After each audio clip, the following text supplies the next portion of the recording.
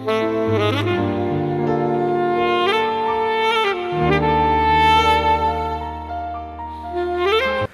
இயேசுவுக்குள் அன்பாய் அழைக்கப்பட்ட அன்புக்குரிய சகோதர சகோதரிகளே, நம்முடைய பிதாவாகிய தேவனுடைய ஒரு மகா பெரிய கிருபையினாலே தொடர்ந்து நாம் உயிரோடு இருக்கவும், அதில் விசேஷமாக நம்முடைய கடந்த வாரத்திலே நம்முடைய ஆண்டவர் இயேசு கிறிஸ்துடைய மரணத்தை நினைவு கூறும்படியாக ஒரு அருமையான ஒரு நல்ல கிருபையை நமக்கு தேவன் செய்திருக்கிறார்.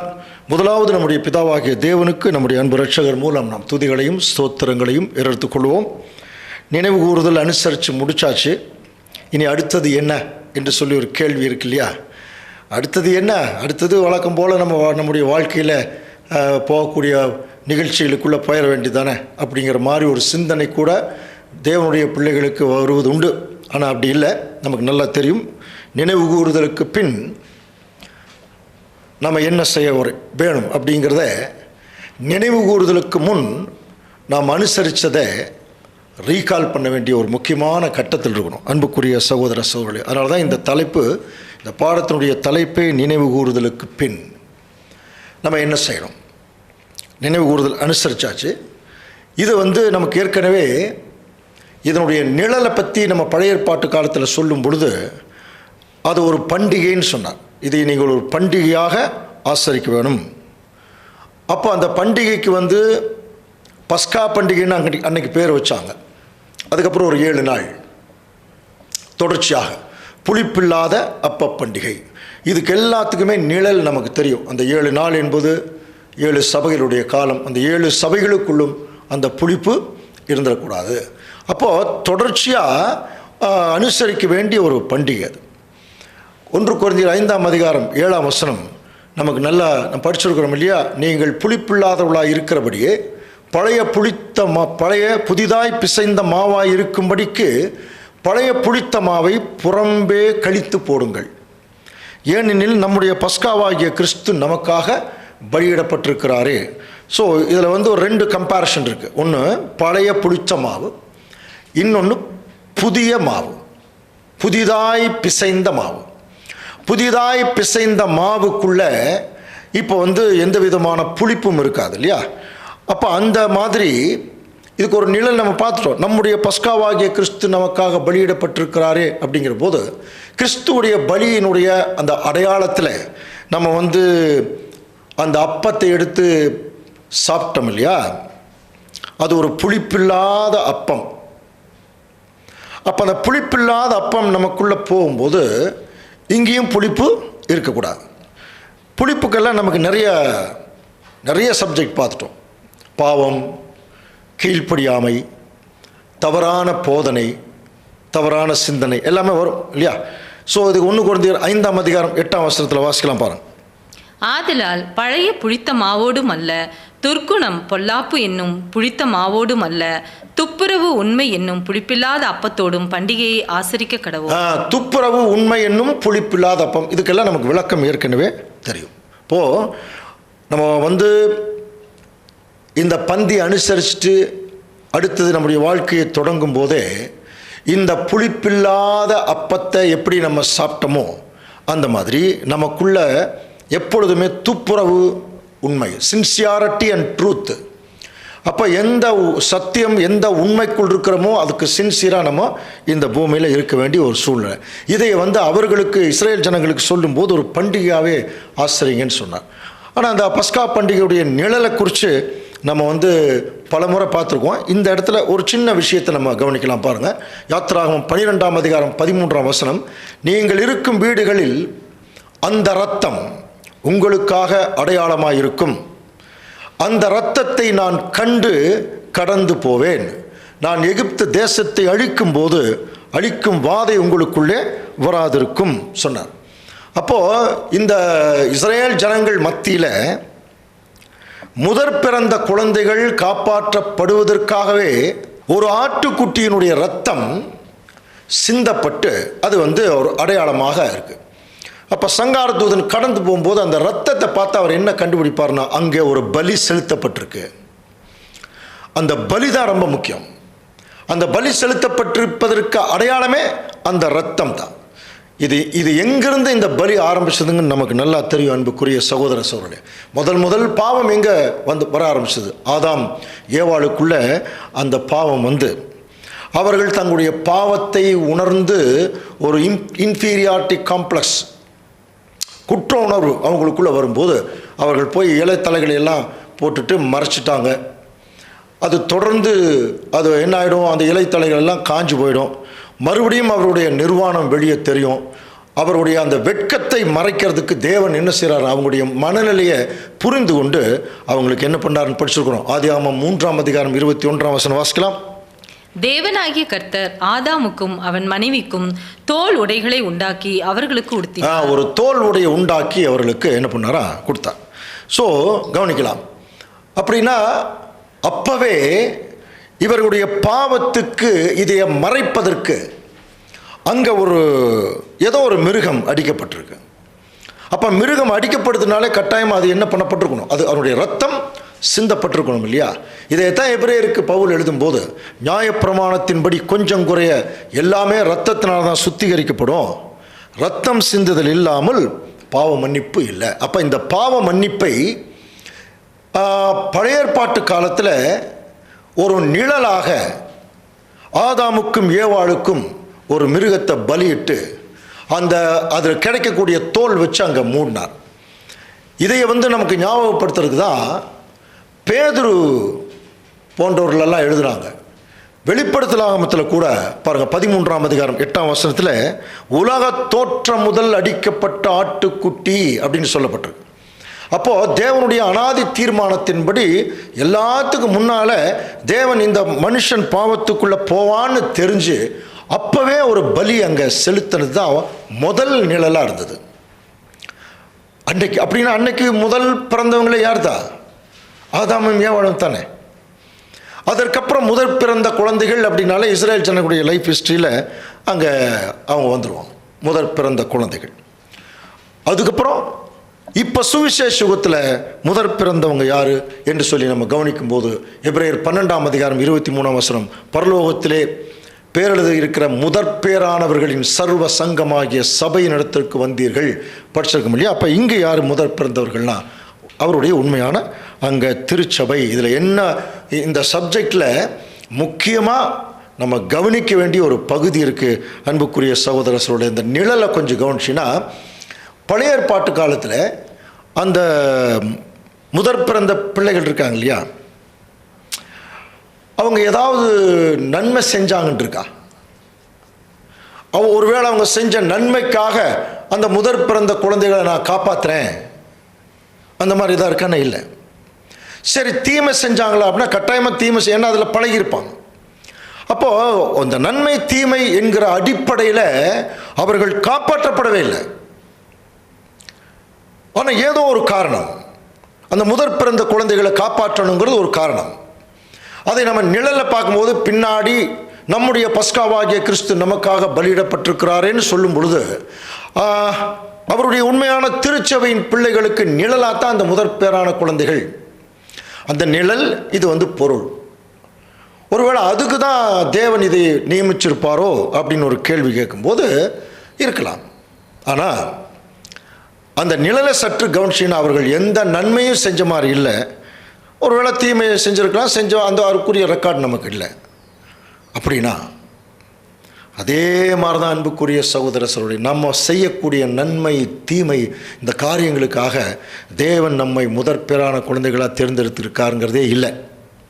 இதை தீமோத்தேயுக்கு பவுல் எழுதும்போது பாருங்கள், 2 தீமோத்தேயு 1:9 அவர் நம்முடைய கிரியைகளின்படி நம்மை ரட்சியாமல், புரியுதுங்களா? அப்போ நம்ம செய்யக்கூடிய கிரியையெல்லாம் தேவனுக்கு ஒன்றுமே இல்லை, தம்முடைய தீர்மானத்தின்படி. ரொம்ப முக்கியம். அப்போ தேவன் ஒரு முதற் பேரானவராக இருப்பதற்கு எவர்களை முன்னறிந்தாரோ, படித்தோம் இல்லையா, முன்குறித்திருக்கிறார், அழைத்திருக்கிறார், அவர்களை நீதிமான்களாக்கியிருக்கிறார், மகிமைப்படுத்தியிருக்கிறார். அப்போ தம்முடைய தீர்மானத்தின்படி ஆதி காலம் முதல் கிறிஸ்து இயேசுவுக்குள் நமக்கு அருளப்பட்ட கிருபையின்படி நம்மை ரட்சித்து பரம அழைப்பினாலே அழைச்சார். அப்படின்னா அன்றைக்கு எப்படி அந்த மூத்த பிள்ளைகள் நன்மை தீமை ஒன்றும் செய்யலை, ஆனால் அந்த மூத்த பிள்ளைகளை தேவன் ஏதோ ஒரு வகையில் முக்கியத்துவமாக நினச்சதுனால தான் அவர்களுக்காக ஒரு ஆட்டுக்குட்டி அடிக்கப்பட்டது.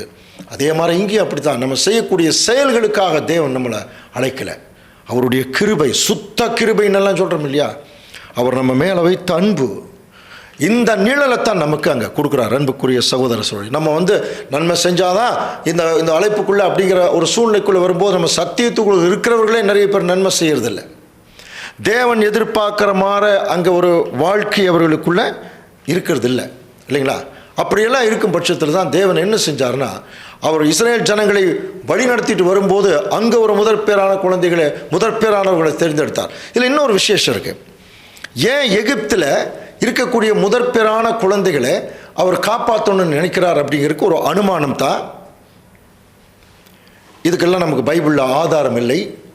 ஒருவேளை இந்த அனுமானம் உண்மையாக இருந்தால் கட்டாயமாக இது வேற ஒரு அருமையான ஒரு நல்ல கருத்திற்கு நம்மளை வழிநடத்தும். இஸ்ரேல் ஜனங்கள் இப்போ எகிப்தில் இருக்காங்க. எகிப்திலிருந்து இப்போ வெளியே வரப்போகிறாங்க. வெளியே வனாந்தரத்தில் வழிநடத்தப்படும் போது அவர்களுடைய பாருங்கள், அந்த தகப்பன்மார்கள் இருக்காங்க இல்லையா, அவர்களுக்கு சில கட்டளைகள் கொடுக்கப்படும் போது, சீனாய் மலையில் கூட அந்த கட்டளை கொடுத்தார் இல்லையா, அப்போ அந்த கட்டளைகள் கொடுக்கப்படும் போது அந்த கட்டளைகள் யாருக்கு முதல்ல போய் சேரணும் அப்படின்னா, எகிப்திலேயே முதல் பிறந்த குழந்தைகள் இருக்காங்க, அதே மாதிரி வனாந்தரத்தில் கூட பிறந்திருப்பாங்க. அப்போது அந்த தகப்பனுக்கு ஏற்படக்கூடிய கட்டளைகள் கற்பனைகள் எல்லாம் அப்போ யாருக்கு போய் சேரணும்? முதற் பிறந்த குழந்தைகளுக்கு முதல்ல வரணும். அப்படி முதல்ல வரும்போது அதுக்கு பின்னாடி இருக்கிறவங்க அதை பார்த்து ஒரு ரோல் மாடலாக கொண்டு வந்துடுவாங்க. ஆனால் இஸ்ரேல் ஜனங்களுடைய லைஃப்பில் அது நடக்கலை. அந்த 40 வருஷங்கள் கவனிச்சு பார்க்கும்போது ஒரு சில வசனங்கள் நம்ம படிச்சிருக்கிறோம். வனாந்தரத்தில், அதாவது எகிப்தில் புறப்பட்டவங்களில் யோசுவா காலேப் ஒரு சிலரை தவிர மற்ற யாருமே என்ன செய்யலை, அங்கே எகிப்தில் புறப்பட்டவங்க அங்கே கானான் தேசத்துக்குள்ளே போகலை. அப்போ அந்த வழியில் பிறந்தவங்க தான் ஏறக்குறைய ஒரு 38-39 வயசு தான் அவங்களுக்கு இருந்திருக்கும் மேக்சிமம் ஏஜ். அந்த வழியில் பிறந்தவங்க தான் அந்த கானான் தேசத்துக்குள்ளே போனாங்க.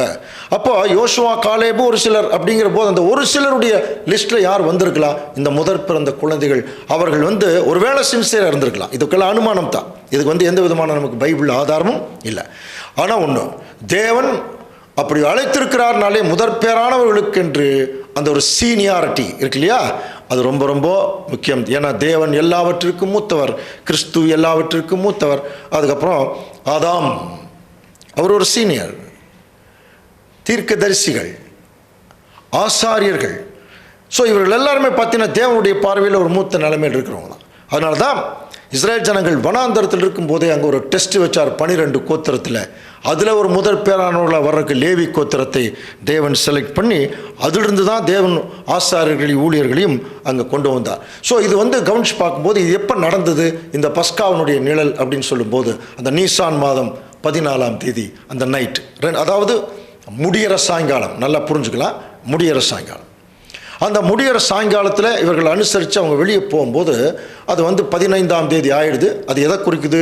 அது அடுத்த ஸ்டேஜ், புரியுதுங்களா? அது அடுத்த ஸ்டேஜ். அது என்ன ஸ்டேஜ் என்று சொல்லி கவனிக்கும் போது நம்முடைய மூத்த சகோதரர்களுக்கு நிழல் எழுதியிருக்கான்.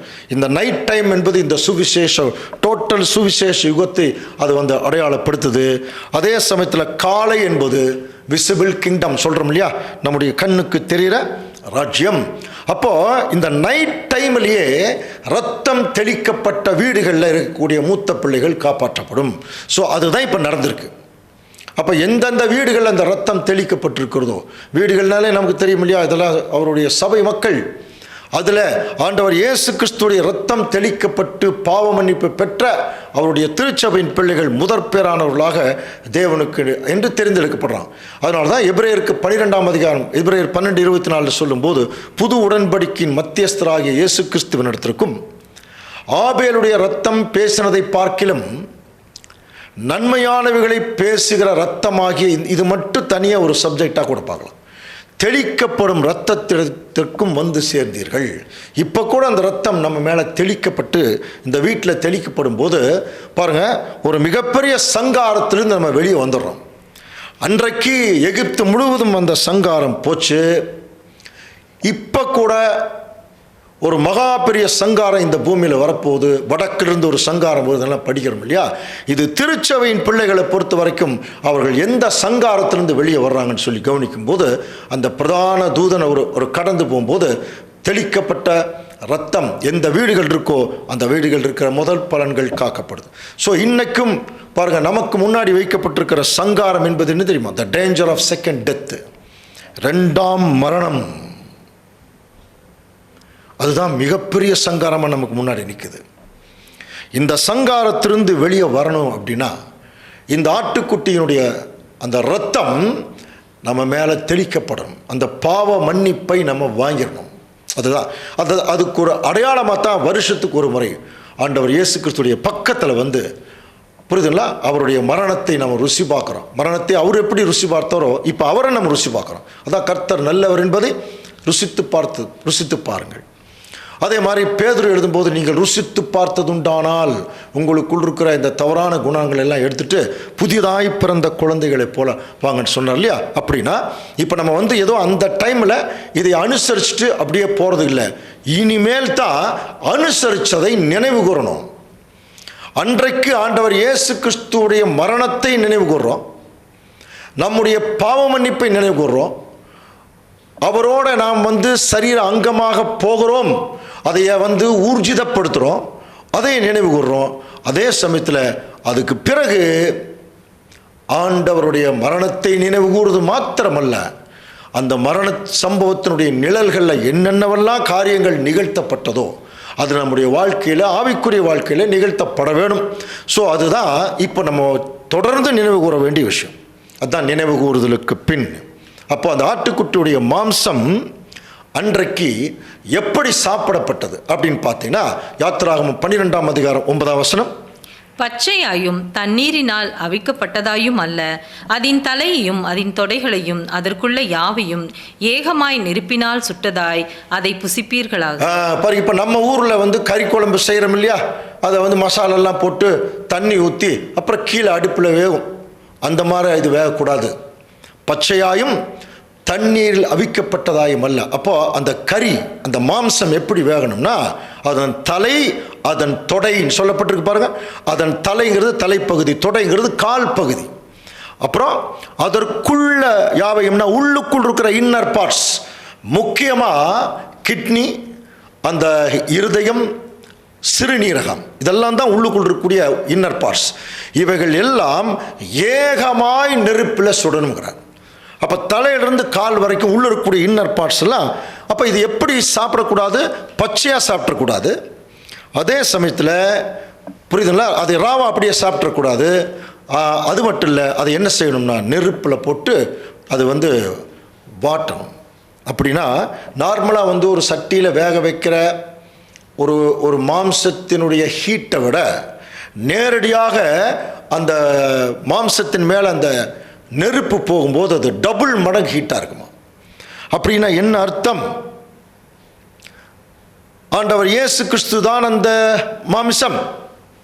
அப்போ அந்த மாம்சம் எப்படிப்பட்ட பாடுகளுக்குள்ள போயிருக்குன்னா, டபுள் மடங்கு ஹீட்டுனா அது உச்சபட்ச பாடுகளுக்குள்ள ஆண்டவர் இயேசு கிறிஸ்து போயிருக்கிறார்.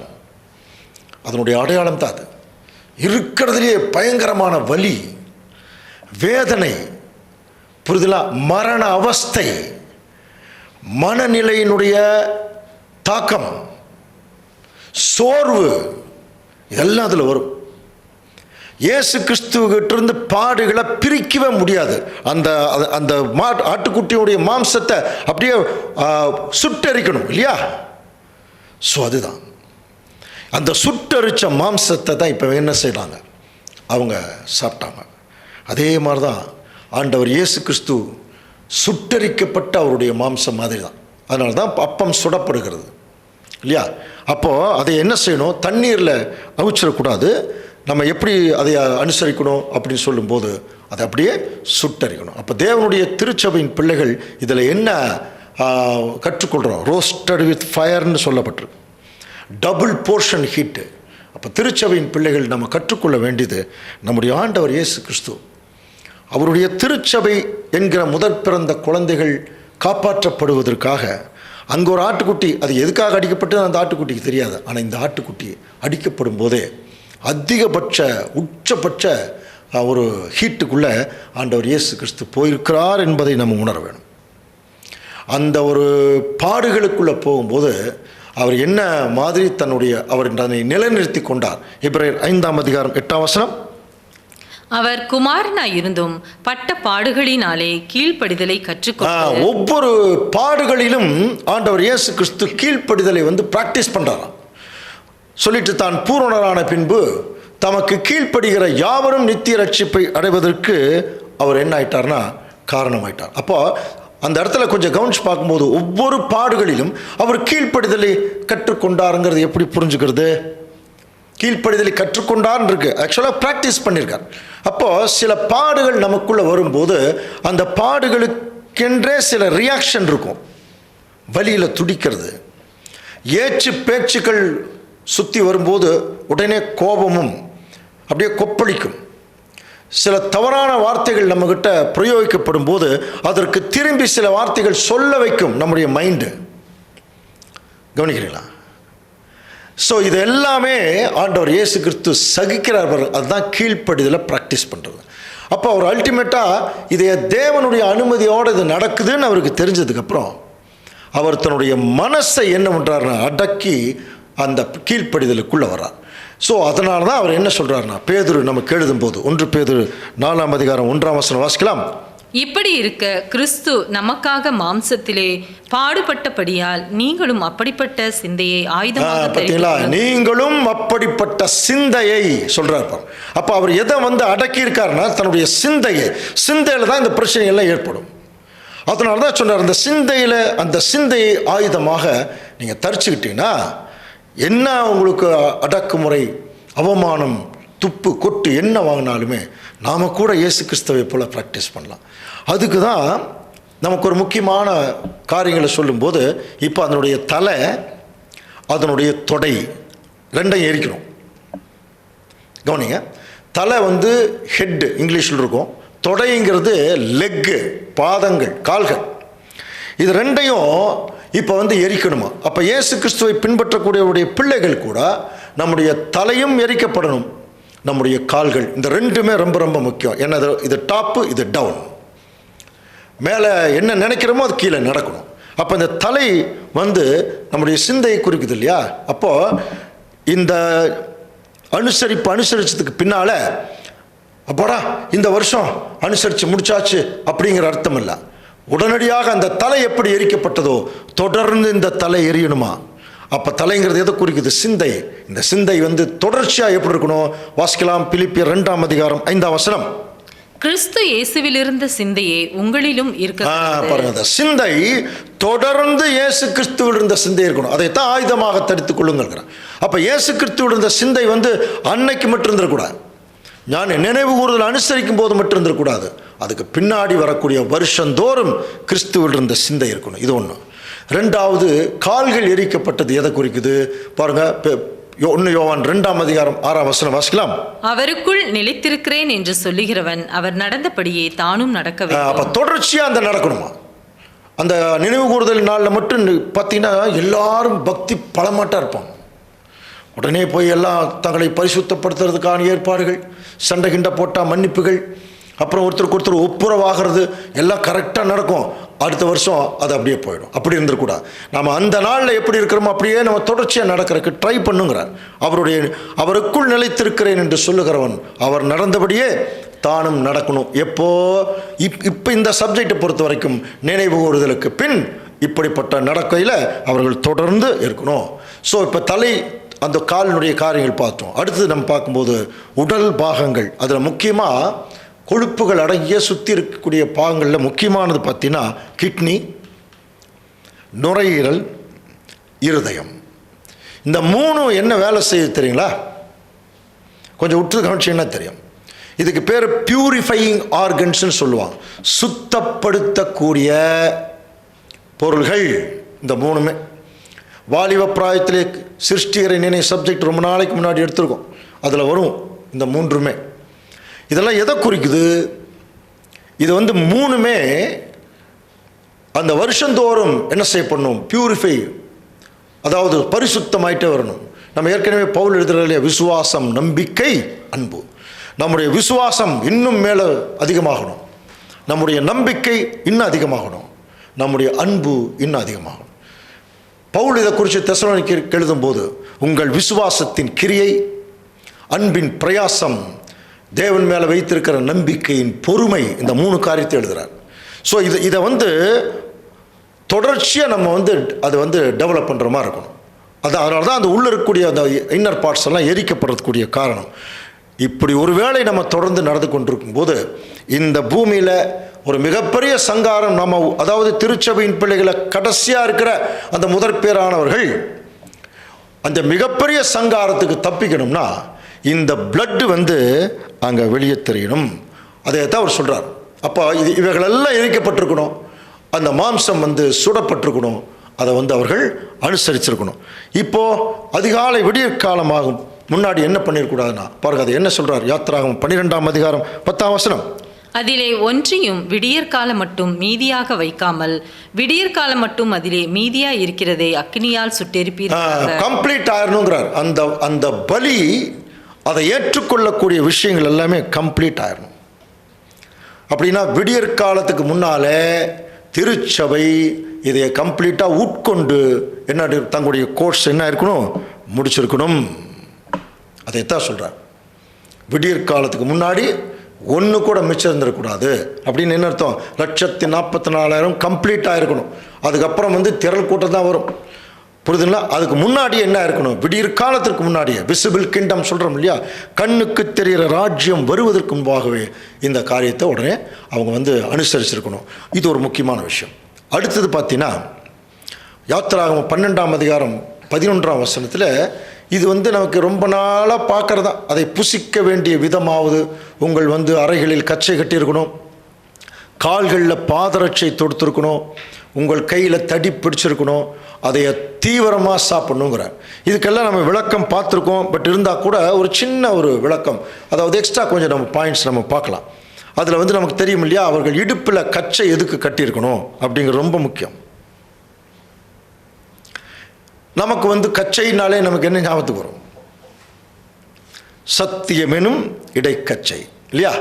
இப்போ அவங்க ஏன் அந்த கச்சையை அவங்க கட்டியிருக்கணும் அப்படின்னு சொல்லி கவனிச்சிங்கன்னா, அந்த இடத்துல இவர்கள் எல்லாருமே மேக்சிமம் அந்த அங்கி தான் போட்டிருப்பாங்க.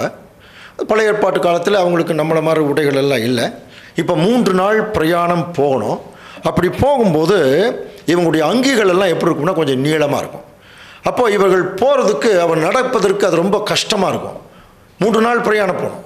அதனால் அந்த இடுப்பில் இருக்கிற கச்சை இழுத்து கட்டிட்டான்னா அந்த அங்கிகள் கச்சைக்குள்ளே நிற்கும். நடப்பதற்கு ரொம்ப அதை தூக்கி கட்டுறதுக்கான ஒரு ஏற்பாடுகள், வேறு ஒன்றும் இல்லை அந்த காலத்தில். அதனால தான் இடுப்பில் ஒரு கச்சை கட்டியிருந்தான். அப்போ இவங்க என்ன செய்வாங்க, அப்படி நடக்கும்போது கொஞ்சம் சிம்பிளாக நடப்பான், ஒரு தடை இருக்காது இல்லையா? அதே தான் இப்போ நமக்கும். அது ஆவிக்குரிய பொருள் பார்க்கும்போது நமக்கு என்ன, நம்முடைய உடை இது ஒரு கீழ்ப்படிதல் தானே உடை. நீதியின் வஸ்திரம் எல்லாம் படிக்கிறோம் இல்லையா? இந்த உடை சத்தியத்தில் இழுத்து கட்டப்பட்டிருந்தால் உலகத்தில் நம்ம இப்போ கூட நடக்கிறது கரெக்டாக நடப்போம் இல்லையா? நம்ம அந்த அந்த அங்கேயே நம்மளை தடுக்கி விட வச்சிருமா. அப்போ சத்தியத்தில் இழுத்து, அப்போ நம்முடைய கீழ்ப்படிதல் எல்லாமே சத்தியத்தின்படி இருக்கணும். புரியுதுன்னா? அதான் சத்தியத்தில் இழுத்து கட்டப்பட்டிருக்கணும். அப்படி கட்டப்பட்டிருந்துன்னா இப்போ நாம் கூட அந்த விடியலை நோக்கி நடக்கக்கூடிய நம்முடைய பயணம் இருக்கு இல்லையா, அந்த பயணம் ஒரு சீரான பயணமாக இருக்கும். அப்போது அந்த உலக பிரகாரமான எந்த விதமான தடையும் இருந்துடக்கூடாதுக்காகத்தான் இடுப்பில் கச்சை இழுத்து கட்ட சொன்னார். அது மட்டும் இல்லை, பாதரட்சை நமக்கு நல்லா தெரியும், ஒரு ஆயத்த நிலைமை. வெளியே உடனே எகிப்தை விட்டு வெளியே வரக்கூடிய ஆயத்த நிலைமை. இப்போ கூட நம்ம அப்படித்தானே இந்த தேகத்தை விட்டு வெளியே போகக்கூடிய ஆயத்தத்துக்குள்ள வரணும் திருச்சபையின் பிள்ளைகள். பவுல் எழுதினார் இல்லையா, நான் தேகத்தை விட்டு வெளியே போகிற நிலைமைக்குள்ள நான் ஆசைப்படுறேன்னு சொன்னார். அதே மாதிரி நம்முடைய இந்த மாம்சத்தை விட்டு இருக்கிற வரைக்கும் மாம்சம் நம்மளை தொந்தரவு பண்ணிட்டு தான். நம்ம அதிகமாக நம்முடைய மாம்ச இச்சைகளை நம்மளை ரொம்ப தொந்தரவு பண்ணும். அப்போ மாம்சத்தை விட்டு வெளியே போகிறதுக்கு என்ன வழிகள் நிறைய இருக்குது. அப்போ அடுத்த வருஷம் அந்த வழிகள் என்ன, மாம்சத்தை விட்டு வெளியே போகணுன்னா ஆவிக்குரிய விஷயங்களை அதிகமாக நம்ம அப்சர்வ் பண்ணணும். நிறைய பாடங்கள், நிறைய அனுபவங்கள், நிறைய ஜபங்கள் தேவனிடத்தில், இதெல்லாம் வந்து நம்ம அனுசரிச்சுட்டே இருக்கும்போது கொஞ்சம் கொஞ்சமே இந்த மாம்சத்தை விட்டு வெளியே போகிறதுக்கான வாய்ப்பை தேவன் கொடுக்குறார். ஏன்னா நம்ம போகக்கூடிய பாதை வந்து கரடு முரடானது, ரொம்ப ஈஸியாக தடிக்கட்டும். அப்போது நம்ம வந்து சீராக நடக்கணும், ஒரு தயார் நிலையில் இருக்கணும். அதற்கு அந்த பாதரட்சை, அதில் வந்து பொறுமை இருக்கணும், தயவு இருக்கணும், சத்தியம் இதெல்லாம் இருக்கணும். அது மட்டும் இல்லை, இப்படியெல்லாம் இருந்தால் நம்ம சீராக நடந்துடலாமனா இல்லைங்க, ஒரு கையில் கட்டாயமாக. ஏன்னா போகிறது கரடு முரடான பாதை இல்லையா. சில நேரத்தில் தடிக்கு விழும்போது நம்ம கையில் ஒரு தடி இருந்ததுன்னா அந்த தடி நம்மளை வந்து தாங்கிடுமா. அந்த தடி நமக்கு நல்லா தெரியும். உமது கோலும் உமது தடியும் என்னை தேற்றும். பரிசுத்த ஆவி, சத்தியத்திலேயே நம்ம நடந்தாலும் தேவனுடைய ஆவி இல்லாமல் தேவனிடத்திலையும் போக முடியாது, தேவனுடைய காரியத்திலே நம்ம ஈடுபட முடியாது. அப்போது அந்த பரிசுத்த ஆவியினுடைய தேற்றுதலின் மூலமாக நம்ம தொடர்ந்து நம்முடைய பிரயாணத்துக்குள்ளே போகணும். அதில் தீவிரமாக புசிக்கணும்னு என்ன அர்த்தம்? இனி நமக்கு காலம் செல்லாது, சீக்கிரம் டக்குன்னு நடங்க. அதைத்தான் நம்முடைய மூத்த சகோதரர் எழுதும்போது நம்ம என்ன பண்ணுறோம்? ஸ்டில் ஈட்டிங் அண்ட் வெயிட்டிங்னு சொல்கிறோம். புரியுதுங்களா? இன்னமும் நம்ம என்ன பண்ணிட்டுருக்கோம்? சாப்பிட்ருக்கோம், நம்முடைய சரீர மீட்புக்காக நம்ம வந்து வெயிட் பண்ணிகிட்ருக்கோம். இதை வந்து நம்ம ஞாபகத்தில் வச்சு வரக்கூடிய நாட்களில் நம்ம வந்து தொடர்ந்து இப்படிப்பட்ட நினைவு கூறுதலை நினைவு கூர்ந்து கொண்டே இருக்க வேணும். யோவானில் அப்போஸ்தலனாகிய யோவான் எழுதுகிறார் பாருங்க, 53ஆம் வசனம், யோவான் 6ஆம் அதிகாரம் 53ஆம் வசனம். அதற்கு இயேசு அவர்களை நோக்கி, நீங்கள் மனுஷகுமாரனுடைய மாம்சத்தை புசியாமலும் அவருடைய இரத்தத்தை பானம் பண்ணாமலும் இருந்தால் உங்களுக்குள்ளே ஜீவன் இல்லை என்று மெய்யாகவே மெய்யாகவே உங்களுக்குள்ள ஜீவனே இல்லைன்ட்டார். அப்போ இன்றைக்கி நமக்கு வந்து சில நேரத்தில் அப்படி தான் இருக்கிறோம். உலக பிரகாரமாக போகும்போது செத்த மாதிரி போயிட்டு வருவோம். உலக பிரகாரமான சில பாவங்களுக்குள்ள எல்லாம் வெளியே போயிட்டு வரும்போதே சத்தியத்தை தெரிஞ்சுட்டு சில காரியங்கள் நம்ம செய்யும்போது நமக்கே ஒரு மாதிரி கஷ்டமாக இருக்கும். அது எந்த நிலைமைக்கு ஈக்குவல் அப்படின்னா நமக்குள்ள ஒரு ஜீவன் இல்லாத நிலைமைக்கு ஈக்குவல். அப்போ நம்ம வந்து செயல்பட முடியாது, தேவனுக்கென்று நிறைய செயல்பட முடியாது. நம்மளுக்குள் இருக்கக்கூடிய குற்ற உணர்வு, நம்முடைய கஷ்டங்கள் எல்லாமே நம்மளுக்கு செயல்பட முடியாமல் ஒரு நடைப்பிணங்களாக போயிடும். அதனால தான் வருஷத்துக்கு ஒரு முறை நம்மை உற்சாகப்படுத்துவதற்காகவே ஆண்டவர் இயேசு கிறிஸ்துடைய அந்த ஒரு அடையாளம், அந்த 2 அடையாளங்கள் நமக்கு முன்பாக வந்து, நீ மேலும் பரிசுத்தமாவதற்கு நான் இன்னும் என்னுடைய இரத்தத்தையும் என்னுடைய சரீரத்தையும் நான் மிச்சம் வச்சிருக்கேன் அப்படின்னு சொல்லக்கூடிய ஒரு மகா பெரிய வாய்ப்பு இன்றைக்கு பெற்றவர்கள் தான் இந்த உலகத்தில் மூத்தவர்கள், மூத்த பிள்ளைகள். இதைத்தான் யோவான் 6ஆம் அதிகாரத்தில் இப்போ படித்தோம் இல்லையா? என் மாம்சத்தை புசித்து என் இரத்தத்தை பானம் பண்ணுகிறவனுக்கு நித்திய ஜீவன் உண்டு, நான் அவனை கடைசி நாளில் எழுப்புவேன். அப்போது யாருக்கு இந்த வாய்ப்பு கொடுக்கப்படுகிறது? என் மாம்சத்தை புசிங்க, என் இரத்தத்தை பானம் பண்ணுங்க. நிழல் பார்க்கும்போது அங்கே ஒரு மூத்த பிள்ளைகளுக்காக. அதே மாதிரி தான் இங்கேயும் நாம் தான் மூத்த பிள்ளைகள், நமக்காக தான் இப்படிப்பட்ட ஒரு ஆசீர்வாதம் கொடுக்கப்பட்டிருக்கு. தேவனுடைய திட்டத்தில் மூத்த பிள்ளைகளுக்கு ரொம்ப அதிகமான முக்கியத்துவம் கொடுத்துருக்கார். அதனால தான் பழைய ஏற்பாட்டு காலத்தில் இஸ்ரேல் ஜனங்களுக்கு அவங்களுடைய பெற்றோர்களுக்கு தேவன் சில கட்டளைகள் கொடுத்தார். உபாகமத்தில் நம்ம கவனிக்கலாம். உபாகமம் பாருங்கள், 6ஆம் அதிகாரம் 1ஆம் வசனத்தில், நீ உன் தேவனாய கர்த்தருக்கு பயந்து உயிரோடு இருக்கும் நாளெல்லாம். இதில் ஒவ்வொரு வார்த்தைகளும் ரொம்ப முக்கியம். நீயும் உன் குமாரனும் உன் குமாரத்தையும் நான் உனக்கு விதிக்கிற அவருடைய எல்லா கற்பனைகளையும் கட்டளைகளையும் கை கொள்ளுகிறதுனாலே உன் வாழ்நாட்கள் நீடித்திருப்பதற்கு நீங்கள் சுதந்திரிக்கப் போகிற தேசத்திலே கை கொள்வதற்காக உங்களுக்கு போதிக்க வேண்டும் என்று உங்கள் தேவனாய கர்த்தர் கற்பித்த